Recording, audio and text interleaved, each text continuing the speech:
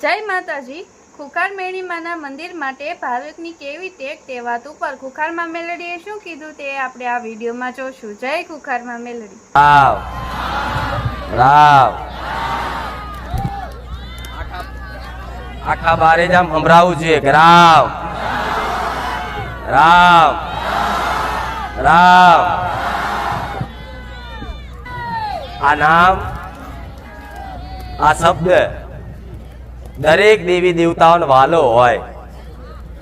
પહેલાના જમાનામાં કોઈ એકબીજા મુલાકાત કરે, મહેમાન ગતિએ જાય ને તો પહેલો શબ્દ નીકળે કે રામ રામ। કોઈ પણ ધામે જાય, કોઈ પણ મંદિરે જાય, કોઈ પણ માતાજીના દર્શન કરવા જાય એટલે પહેલાના ભક્તોના મુખે નીકળતું કે રામ રામ। જમ આવતું રામ નામ એ દરેક દેવી દેવતાઓને વાલું છે મારા રામનું નામ।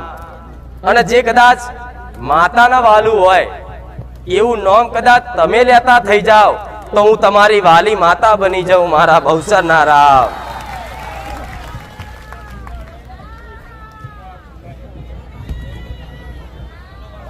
આટલા સમયગાળા પછી મારા બારેજા ગામવાસીઓને એક અવસર આલ્યો કે આવો મારા પારે, તમારે જેટલા ટાઈમ થી આવું હતું દર્શન કરવા હતા એટલે બધાની એક વિનંતી કે માં હજારો દુખિયા તારા પારે દૂર દૂર થી આવે છે, પણ હું પેલા વિચારતી કે મારા પારેથી દૂર દૂર થી આવે છે ને એવાને મોકો આલું, પણ દૂર દૂર વાળા રાખવામાં મારા ગામ વાળા રહી જતા। આવું બહુસર માતા બોલું છું એટલે દરેક ને એક હરખ છે, ઉત્સાહ છે કે અમારી ગામની માતા છે, બારેજા ગામની માતા છે, એવો દરેક ને એક હરખ છે। જ્યારે બી મારા સાનિધ્યમાં સેવાની જરૂર પડી ને તારે હંમેશ સેવા આલી છે ને।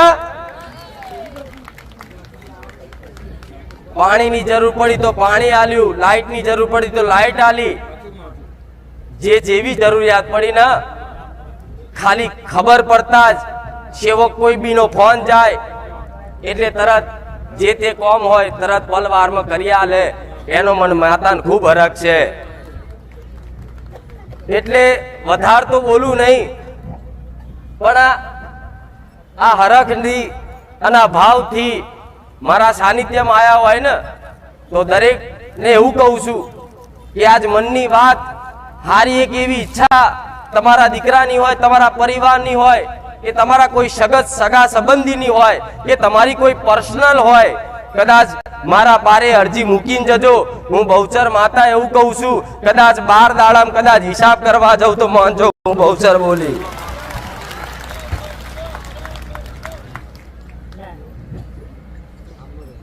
જે મારા પારે જેવી જેવી સેવા કરે એવાને વગર માગે માં લાવવાનું એક મારું કર્તવ્ય, એક ધર્મ હોય કે કોઈએ સાનિધ્યમાં આવી અને કદાચ આગી પાછી સેવા કરી હશે, રસોડામાં સેવા કરી હશે, આગા પાછા કોઈ સેવકો હશે, નવા આયા હશે, એને સારું એવું માર્ગદર્શન કર્યું હશે, કોઈએ ધનથી કરી, કોઈએ મનથી કરી કે કોઈએ તનથી કરી। સેવા 3 પ્રકારથી થઈ શકે। એક ધનથી, જેની જોડે ધન હોય, પૈસા હોય તો કદાચ એના ઘેર ધન વસ્તુ હોય ને તો ધર્મના પાછળ વાપરે, પુણ્યદાન કરે, સેવામાં વાપરે। એવી કોઈએ મારા પારે ધનથી સેવા કરી।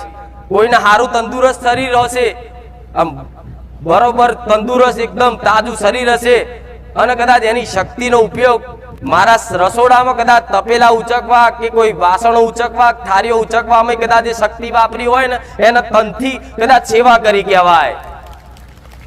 અને જે ભાવિકો જોડે ધનથી તનથી કશું જ નહીં પણ એક મન હોય સારું કે મારી આજ હું ગરીબ છું, મારી જોડે કઈ આલવા માટે નહીં માં, તારા પારે કઈ સેવા કરવા માટે કોઈ ધન નહીં માં, તારા પારે કોઈ સેવા કરવા માટે મારા તનમાં કોઈ એવી શક્તિ નહીં માં, પણ ખાલી મનથી કદાચ વિચાર્યું હશે ને કદાચ મારી જોડે હોત ને તો હું મારા માના પારે જે માગત એ સેવા પૂરી પાડેલા ત્યાં મનથી સેવા કરી કહેવાય।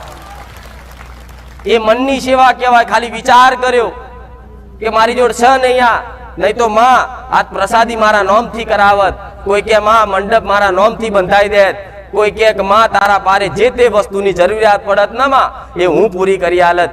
એવી મનથી ખાલી વિચાર કર્યો હોય ને અને વ્યક્તિ જોડે કશું ના હોય ને એને મનથી સેવા કરી કહેવાય. એટલે તન મન ધનથી જેણે જેવી સેવા કરી છે એવા દરેકને મારા બહુચરના ખૂબ આશીર્વાદ. રામ રામ રામ. મારું નામ મેઘાબેન દુધરેજિયા છે. અમે સુરતથી આવીએ છીએ. બીજા મહિનાની 12 તારીખે અમે ફૂલ ફેમિલી સાથે બારેજા ધામ ખુખાર મેલડીમાં પાસે આવવાનું હતું. તો મારા ભાભીને માસિક ધર્મના દિવસ હતા. તો મારા ભાભીએ મા પાસે માગ્યું કે માં મારી ફૂલ ફેમિલી ત્યાં આવે છે, મારે પણ આવું છે તમારા આશીર્વાદ લેવા. અને ત્યારે અમારો પ્રસાદ પણ હતો. તો મારા ભાભીએ મા પાસે માગ્યું કે મારે માસિક ધર્મ ચાલુ ના થવો જોઈએ, જેથી કરીને હું તમારા આશીર્વાદ લઈ શકું. તો ત્યારે બીજા મહિનાની 12 તારીખ હતી અને અમે પ્રસાદ ધર્યો હતો અને સ્ટેજ પર આવ્યા હતા. ત્યારે તમે પૂર્વજ જાહેર કર્યા હતા અને 10મા મહિનાની 12 તારીખે પ્રસાદના રૂપમાં મારી ભાભીને ત્યાં દીકરો આપ્યો. તમે તમારી પાસે 12 તારીખે આવ્યા હતા અને તે દિવસથી ફીટ 9 મહિના પછી 12 તારીખે દીકરો નાનો થયો. તમારી જ પ્રસાદી છે માં. મારા મમ્મીએ કહેલું કે જો તમારો દીધેલું હોય બાળક, દીકરો કે દીકરી જે હોય તે તમારો સિક્કો મારીને આપજો માં. તો તમે 3 લાખ આપ્યા નિશાનીમાં. અને હરખથી મારા મમ્મીએ 5100 રૂપિયા તમારા ચરણોમાં મૂકવાની માનતા રાખી હતી. અને આજે આ માનતા અમે સ્વીકારો માં. તમારી મનથી એવી પ્રાર્થના કરી છે તમે કે દીકરો કે દીકરી માતાજી જે જે આપે. હા, તો મારા મમ્મીએ પ્રસાદી રૂપે માતાજીને 5100 રૂપિયા મનથી જ આપ્યા. અહીંથી કોઈ કીધેલું નથી. બરાબર. દીકરો આપ્યો અને તમે નિશાની માંગી તો માતાજીએ કેવી નિશાની આપી? 3 નિશાની આપી. એક પેટે લાખું આપ્યું છે, એક વાહના ભાગે આપેલું છે અને બીજું આંખ ઉપર આપેલું છે. એટલે 3 લાખની નિશાની સાથે દીકરો હા, આપ્યો. રૂપાળું લાખું મારા મમ્મીએ માંગ્યું હતું નિશાની, રૂપાળા નિશાની જ આપી માં. તમે જેટલું આયા જેટલું પરિશ્રમ કર્યું ને ઉનેગ્યાથી કોઈનું બાકી ના રાખ. સાચી વાત છે માં. હજુ મારે શું કરવાનું શું નહીં એ તો હવે જીવ અત્યારે બોલે એવું ફરી તું બોલી છે ખબર પડશે. સાચી વાત છે માં. એટલે મેં આશીર્વાદ આલ્યા જ છે. અને જેણે જેણે જેવા ભાવથી મારી સેવા ભક્તિ કરી અને અણે તો જો મારી ગાદીની જગ્યા નથી મળતી ને તો ટેક રાખી હતી. જો જગ્યા ના મળે ને તો લગીન માં હું ખાઉં નહીં, અનાજ પાણી ના લઉં. અખંડ દીવો ચાલુ હતો માં. અખંડ દીવો ચાલુ કરીને 3 દિવસ સુધી અનાજ પાણી ના લીધા. ચોથેદાર જગ્યા ખોરીને આવી ત્રીજા દાડે હું વાહ, રામ રામ. એવો ગોડો ભાવિક છે મારો. એનો તો ભાવ એવો છે કે માં મારા જોડ સ નહીં નકર માં તારું મંદિર મારા હાથે બનાવે એવો ભાવ રાખી. સાચી વાત છે માં. એમને એ જ ઈચ્છા છે મારું કામ થાય પેલું માતાજીનું મંદિર મારે જ. અને એવું કે મારા માં મારી ગાડી નહીં લાવું, મારા કશું નહીં, પેલું તારું મંદિર બનાવી દો, ભલે ગમે તેવું કામ થાય. તમારું મંદિર નહીં બને ત્યાં સુધી માં એમને ખાલી દૂધ રોટલો જ ખાય, શાકની બાધા લીધેલી છે. રામ રામ માળી. રામ માં મેં આપના આશીર્વાદ લીધા કે માં આપનું મંદિર ન બને ત્યાં સુધી હું શાક નહીં ખાઉં. જુવારનો રોટલો, દૂધ અને મરચું કંઈ પણ સાદું જ ખાઉં છું. અત્યારે એક ટાઈમ ખાઉં છું જ્યાં સુધી માનું. અને મેં બધા ભાવિકોને પ્રાર્થના કરી હતી કે તમારા કુળદેવીને હું ચૂંદડી માને નામથી ચડાવું છું કે માનું જલ્દી મંદિર બને માં. અને માં આપે ગયા રવિવારે જાહેર કર્યું કે શોભાયાત્રા નીકળશે આપની. તો માં હું તમારી પાસે રજા લઉં છું કે મેં પહેલાં તો 11,111 મેં મનમાં વિચાર્યો હતો કે રામ ભગવાનની બુક, પણ મેં આજે એવો વિચાર કર્યો 10,052 બુક એટલે 1 નંબર પેલો માનો આવે ને 0052 મારે રામ ભગવાનની બુક જો આપ મને હુકમ કરો, આશીર્વાદ દો તો હું રામ ભગવાનની બુક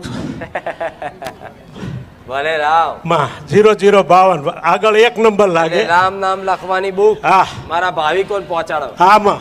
મારા સાનિધ્યમાં જે પણ થશે સેવા પેટે જ થશે. હા માં. સ્ટીકરો આયા ગાડીને લગાવવાના તો મેં લગાવવાને કોઈને કીધું નહીં. જેને લગાવવા હોય રાજી ખુશીથી એ કોઈક સેવકને મળી લે તો જાતે સ્ટીકર આપી દે, એનો કોઈ પૈસા ચાર્જ લેશે નહીં. ખાણી છે. હું અમદાવાદ હોસ્ટેલમાં રહું છું.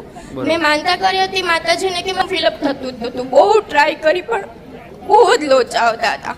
પછી મારા ફુવાની લોકો અહીંયા રવિવાર ભરવા આવે છે તો એની જોડે આવીને પછી મેં માનતા કરી કે હું માતાજીને માનતા કરું તો મારું ફોર્મ ફિલઅપ થઈ જાય. તો 14 તારીખે મારા ફોર્મની નોટિફિકેશન આવી હતી અને મેં માતાજીને 14 તારીખે રાતે માનતા કરી તો મારું 17 તારીખે ફોર્મ ફિલઅપ થઈ ગયું એકદમ આસાનીથી. નહીં તો એટલે મેં માતાજીને માનતા કરી હતી કે શ્રીફળ ચુંદડી અને કિલો પેંડા હું હરખથી આપીશ અને ચુંદડી માતાજીનું એમાં એક કલેક્ટરનું હતું. કલેક્ટરનું form. હા. એટલે તમે છેલ્લા કેટલા ટાઈમથી પ્રયાસ કરતા હતા ફોર્મ માટે? મેં લાસ્ટ યર પણ કર્યું હતું, પણ લાસ્ટ યર મારું ફોર્મ ફિલઅપ ના થયું એટલે આખું વર્ષ મારું ડ્રોપ આઉટ ગયું. બરોબર. એટલે આ વર્ષે મેં ફિલઅપ કર્યું.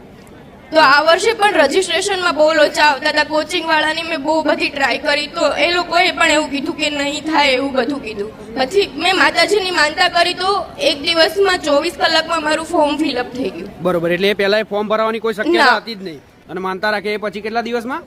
24 કલાકમાં 14 તારીખે મારું ફોર્મ ફિલઅપ કરવાની નોટિફિકેશન હતી તો 2 દિવસ અમે બહુ ટ્રાય કરી, પણ ઇશ્યુ એટલા આવતા હતા કે ફોર્મ ફિલઅપ નહોતું થતું. પછી મેં 16 તારીખે માનતા કરી તો મારું 17 તારીખે મારું ફોર્મ ફિલઅપ. માતાજી, હવે મારી 26/5 એક્ઝામ આવે છે. તમારી પાસે આશીર્વાદ લેવા આવી છું કે તમે, હું એક્ઝામ આપવા જાઉં એટલે તમે મારી સાથે આવો અને હું કલેક્ટર બનીશ ને તો પહેલા બારેજા ધામનું કોઈ પણ પ્રામાણિક કામ હશે ને તો હું બધાની પહેલા કરીશ. ભલે રામ. રામ. તો 24 કલાકમાં આટલું મારું પ્રમાણ આલ્યું હોય તો વિશ્વાસ રાખવો. વિશ્વાસ હોય તો હું માતા હાજરા હજુર છું. હો, રામ રામ. આશીર્વાદ. શુભ રામ.